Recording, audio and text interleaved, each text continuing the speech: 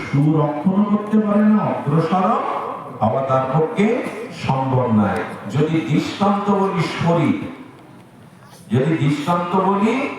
শরীর, তাহলে শরীরে আমাদের রক্ষণের প্রয়োজন। যেমন শরীরে গ্রহণ করতে হবে আহার্য বা আহার না গ্রহণ করলে শরীর টিকবে, তাহলে এটা গ্রহণ।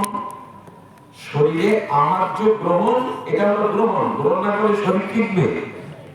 আহার্য বস্তু গ্রহণ এটি যেমন করতে হবে, তেমন মলমূত্র আদি বর্জন বা ত্যাগ করতে হবে, তবেই তো সুস্বাস্থ্যের অধিকারী হবে, তবেই তো নিরোগ থাকবে।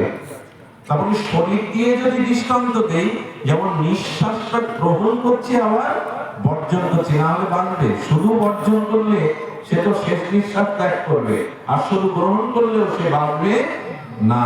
তাহলে কোন বস্তুর অস্তিত্ব সুরক্ষণ করতে গেলে গ্রহণ এবং বর্জন দুটি জিনিসকেই গ্রহণ করতে হবে প্রতিটি কাজে। নামের বিষয়ও তাই।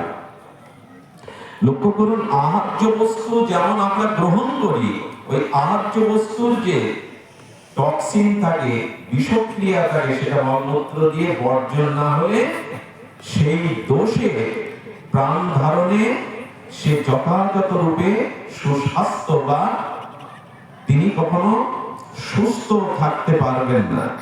আবার দেখুন, পথচারীর পক্ষে যে পথ চলছে, সেই চলনেরও প্রতিটা পদক্ষেপে তার স্থান এবং বর্জন করতে। এক জায়গায় দাঁড়িয়ে থাকলে কেউ চলতে পারবে? পথ এগিয়ে যেতে পারবে? কথা বলুন। পথ চলছেন না মানে আপনি এক জায়গায় দাঁড়িয়ে। তো চলতে গেলে, লক্ষ্যে পৌঁছাতে গেলে একটা গ্রহণ করতে হবে, একটা বর্জন করতে হবে। একটা পা সামনের ভূমিকে গ্রহণ করলেন, আর একটা পা পেছনের ভূমিকে বর্জন করলেন। এই নাম তো চলা, তাই না? মানুষ চরণে ফুল দেয় কেন? মানে সাধুগুরু বৈষ্ণবের চরণে মাথা নেওয়া কেন? চরণে কেন ফুল? মুক্ত উত্তম, একটা দেহের অংশের মধ্যে মাথা উত্তম। মাথায় না ফুল দিয়ে দেবতার মহাত্মাদের চরণে ফুল দেই কেন আমরা? চরণ চলতে শেখায় আর আচরণ এগিয়ে যেতে শেখায়, এই জন্য চরণের মহিমা। মানুষের মাথা থাকুক, হৃদয় থাকুক, চরণে এগিয়ে না গেলে সে লক্ষ্যে পৌঁছাতে পারবে না। তেমনি একটা পথ চলতে গেলে, লক্ষ্য পৌঁছাতে গেলে একটা গ্রহণ করতে হবে সামনের পাটা, আর একটা বর্জন। প্রতি পদক্ষেপে বর্জন এবং গ্রহণ না হলে এক পদে দাঁড়িয়ে থাকা, লক্ষ্যে পৌঁছানো সম্ভব না। ঠিক তেমনি এই সংসারে মাঝে মাঝে আমরা আনন্দও গ্রহণ করি, আবার মাঝে মাঝে দুঃখও ভোগ করি।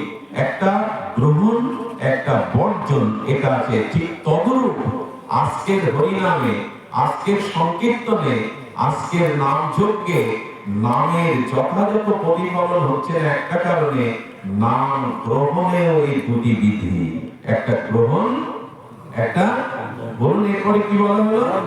বর্জন। নাম গ্রহণেও দুটো বিধি, একটা গ্রহণাত্মক, একটা বর্জনাত্মক।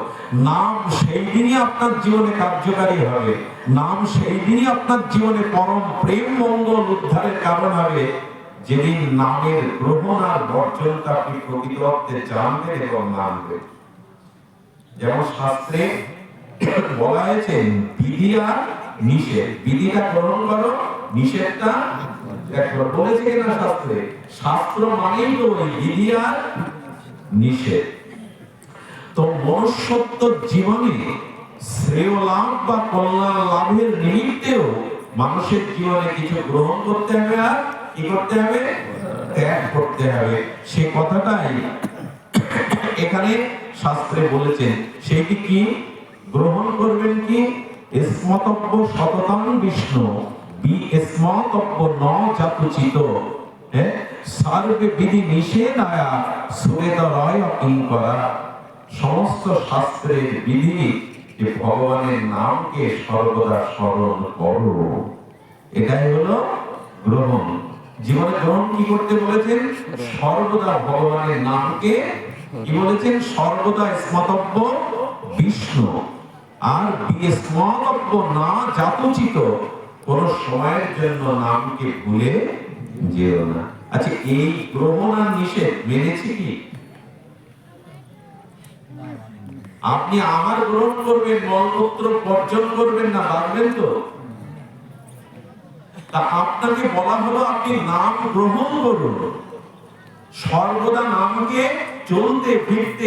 আচ্ছা, অনেকেই বলে আমি অসুচি অবস্থায় আছি, আমার এখন অশুদ্ধ অবস্থায় আছি, অসুস্থ অবস্থায়, স্নান নাই, আমনিক নাই, তিলক নাই, মালা নাই, এখন সময়, আমার কার অসুখ হয়েছে, জন্ম অসুখ হয়েছে।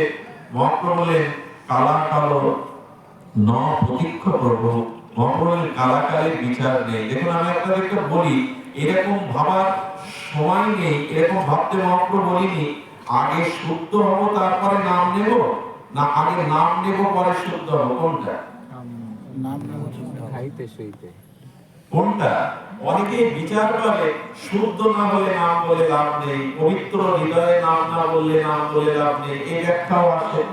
আগে শুদ্ধ হও, আগে পবিত্র হও, হৃদয়টা নির্মল করো, তারপরে নাম বলো।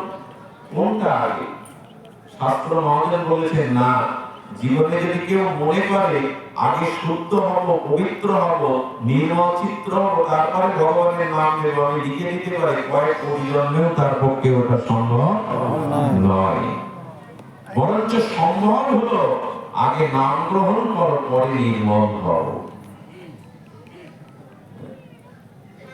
আগে আলোটা জ্বালো, তারপরে অন্ধকারটা দূর হবে। আগে আলো জ্বালো, তোমার হৃদয়ে কামনা, বাসনা, কুচিন্তা, কাম, ক্রোধ, লোভ সব থাকুক, কিন্তু ভগবানের নামটা সর্বদা নিতে থাকো, সর্বদা নিতে থাকো। ওই আলো, ওই নামের ক্রিয়াই তোমাকে শুদ্ধ করবে। আমাদের একটা দোষ আছে, এখনো মিথ্যা কথা বলতে হয়, এখনো ব্যবসা করতে হয়, এখনো অমুক তমুক করতে হয়, এখনো আমার জিহ্বা আলোচনা যায়নি, এখন আমি নামের মালা কি নেব, কত কি অজুহাত। এক মহাপুরুষ বলছেন মানুষের এখন 3 হাত হয়েছে, এক ডান হাত, বাম হাত, আর একটা হলো অজুহাত। একটা নতুন হাত গজিয়েছে, অজুহাত। আমাদের ওই অজুহাত শুদ্ধ হব তারপরে নাম নেব, মনের ময়লা থাকলে ভজন করে কি হবে, কত উপদেশ। আগে আলো জ্বালো, আগে নামটা নাও। আচ্ছা, একটা শিশুর গায়ে মলমূত্র লেগে আছে, লালা লেগে আছে, ধুলাবালি লেগে আছে, যদি মা বলে ডাকে, মা ডাক শুনবে না তো? শুনবে কি? কথা বলে না কেন? অবশ্যই শুনবে। ধুলাবালি মলমূত্র লেগে যদি মা বলে ডাকে, মা গিয়ে তাকে বলে নেবে। ভগবান বললেন পাপ তাপ যাই থাকুক তোমার হৃদয়ে, একবার গোবিন্দ বলে ডাকো, একবার গৌর বলে ডাকো, কারণ পৃথিবীর সমস্ত মায়ের করুণা একত্রিত করলেও গোবিন্দের করুণার সাথে তার এক বিন্দুর তুলনা হবে না। ভগবান এত কৃপালু, এত দয়ালু।